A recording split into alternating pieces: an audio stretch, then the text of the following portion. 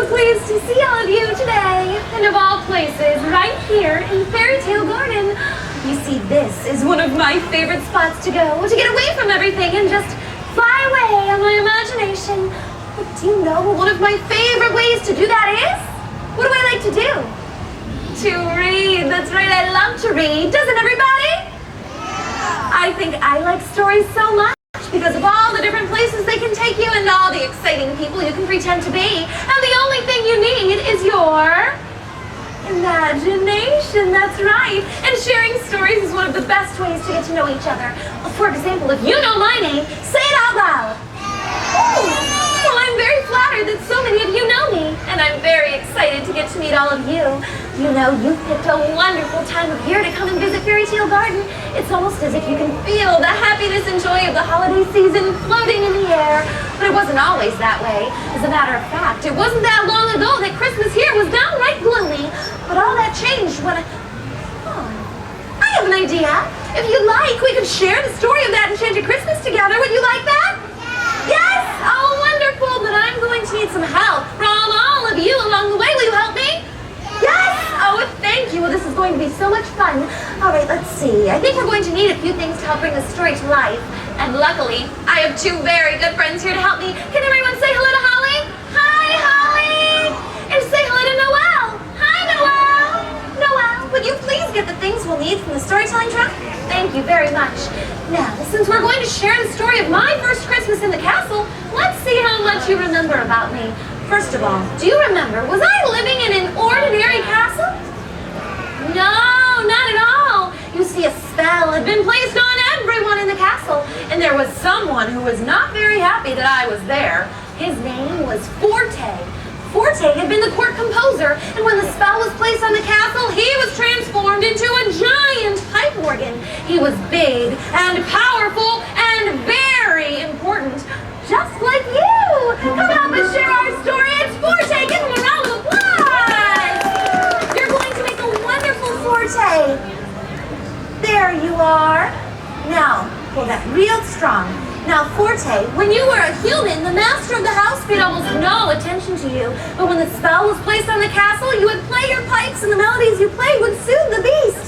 Now that you were an instrument and he was a beast, you had his attention all of the time. And when you would play, your pipes would shake back and forth. Can you show us how you do that? Shake your pipes. Play, Forte. Oh, my.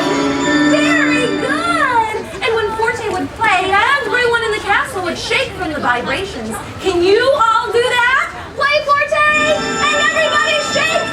Oh, my. That was very convincing and almost exactly the way I remember it. Now you see, it was Christmas Eve, and I thought I could bring the Christmas spirit back into the castle, but I couldn't do that all by myself, could I? No, I needed the help from some of my friends, and when I needed friends in the castle, I knew just where to look, didn't I, Forte? Do you remember who was the one who brought me hot tea? Who's her name? Mrs. Potts! And who was her son? Chip. And who was the clock? Cogsworth, that's right. Who was the dashing candelabra? Lumiere, that's right. And here they are now. Mrs. Potts, Chip, Cogsworth, and Lumiere. They look wonderful, don't they? Oh my, oh, it's so nice to have such wonderful friends. Oh, well, you know what? There was one more friend, one you might not remember. Her name was Angelique. Angelique had been a court decorator, and when the spell was placed on the castle, she was transformed into a beautiful decoration, and she looked just like a little angel, just like you. Come help us share our story. It's Angelique. How are you doing this evening? Doing well? Look what we have for you. Now, you're going to help us with all the decorations. Can you do that? Oh, thank you so much. Now, you see, I thought with so many friends working together, it would be easy to bring the Christmas spirit back into the castle. But sometimes it's hard to tell who your real friends are. You see, I thought Forte was my friend. And when Forte heard that I was looking for a Christmas tree, he got my attention by playing me a tune. Go on and play that tune, Forte! And everybody shake! Oh my! That got everyone's attention. Needless to say, when Forte told me that the best Christmas trees were beyond the castle gates and in the Black Forest, I thought he was forest, and Chip came along to help me. And we found the most wonderful Christmas tree, didn't we, Chip? But soon, just as Forte had hoped, we were in grave danger. When we didn't return to the castle, Cogsworth and Lumiere came searching for us. Good job searching. And then we were all in trouble. But luckily, we were saved by someone who was big and strong and growled a lot. Do you know who that someone might be? The Beast, that's right, and there he is. It's the Beast. Oh my.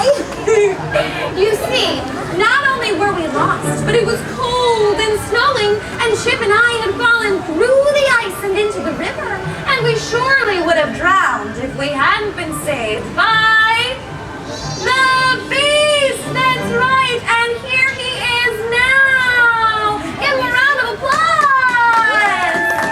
Come right on over here, Beast. Now, Beast, do you think you were happy to have to come and save us? No. No, in fact, you were very unhappy. You were so unhappy that when we returned safely back to the castle, you growled a lot. Can we hear one? Roar! I think you were louder than that. Roar! Was he louder? Roar! There we go! That's more like it. You growled so loud that Forte played in happiness, and the whole castle shook! Oh my! You see, Forte was afraid that if the spell were broken, he would no longer be important. He wanted the Beast to remain a beast for how long? Forever, that's right! And when it was clear that the Beast had begun to care for me, and I for him, Forte tried to destroy us all, and he played louder than ever, and everybody shake! Oh my, shake Beast! And then he played even louder, and the castle was falling apart! Oh my! And we surely would have perished if we hadn't been saved once again by the Beast. This time you growled at Forte! Roar! And sent him crashing into the moat! Oh my! And thanks to little Angelique, the Christmas decorations were most magnificent. Now, Angelique, there's one more thing for us to do, and that's to light up the decorations. Do you think you can help me with that? All right, everyone, on the count of 3. Ready? 1, 2, 3! Thank you so much. They look beautiful, Angelique.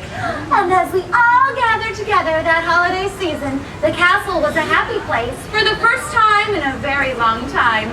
And we all knew that if we could keep that special feeling in our hearts, that perhaps someday Mrs. Potts, Chip, Cogsworth, Lumiere, and little Angelique would be human again, that they would return to their former selves. And that feeling gave us hope.